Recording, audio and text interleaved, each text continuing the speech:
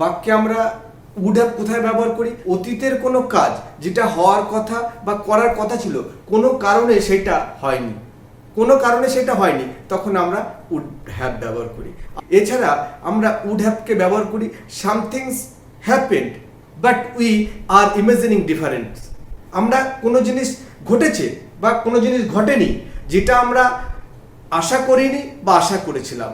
কোনো জিনিস ঘটেছে, এরকম ঘটনাটা ঘটলো কিন্তু আমরা এটা আশা করিনি। আবার কোনো জিনিস ঘটেনি কিন্তু আমরা চেয়েছিলাম এটা ঘটুক। তাহলে এই ডিফারেন্ট ইমেজিনিং, আমি একটা ঘটলো আর একটা জিনিস আমি চিন্তা করেছিলাম, এইরকম যখন বিপরীত কন্ট্রাস্ট তৈরি হবে তখন আমরা উড হ্যাভকে ব্যবহার করি। কয়েকটা এক্সাম্পল আমি দিলে তোমাদের কাছে এটা পরিষ্কার হয়ে যাবে। দেখো আমি এক্সাম্পল দিচ্ছি। If you had solved the all question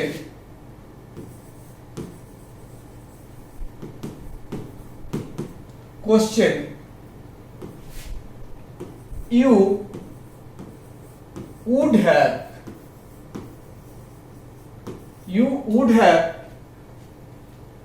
got the first prize.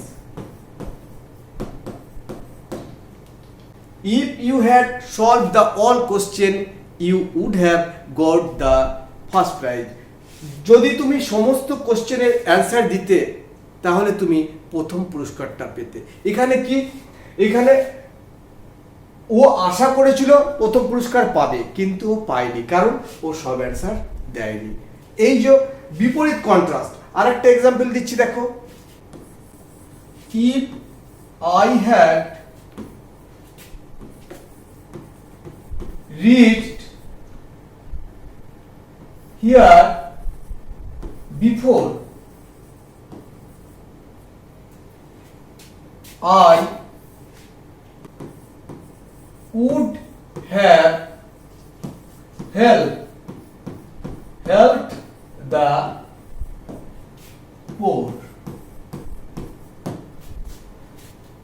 যদি আমি এখানে আগে পৌঁছাতাম তাহলে I would have helped the poor, তাহলে আমি গরিবকে সাহায্য করতাম। এখানে কি, আমার সাহায্য করার ইচ্ছা ছিল কিন্তু আমার উপায় হয়নি, আমি আগে পৌঁছাতে পারিনি। অর্থাৎ একটা কন্ডিশন থাকে। এরপরে আরেকটা দিচ্ছি, দেখো। He would have been first in the class if he had not gotten ill. যদি সে অসুস্থ না হতো তাহলে সে ক্লাসে প্রথম হতো। তার প্রথম হওয়ার কথা কিন্তু কোনো কারণে সে প্রথম হতে পারেনি। এই যে একটা ইচ্ছা করেছি, আমি একটা কল্পনা করেছি, আমি একটা কিন্তু হলো আর একটা। when we are imagining difference তখন ব্যবহার করব would have. I would have been a pilot if I had not spent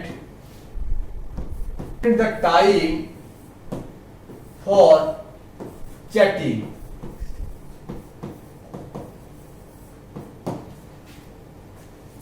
I would have been a pilot if I had not spent time for chatting.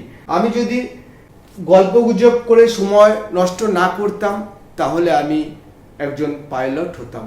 এই যে হওয়ার কথা ছিল কিন্তু আমি হতে পারিনি, এরকম ধরনের বাক্যের ক্ষেত্রে আমরা would have ব্যবহার করি। ওকে, today is no more. Next day I would try to discuss about the using of word could and should. তোমরা সবাই ভালো থেকো, বাবা মাকে শ্রদ্ধা করো, গুরুজনকে শ্রদ্ধা করো, তোমরা জীবনে সাকসেসফুল হবেই হবে।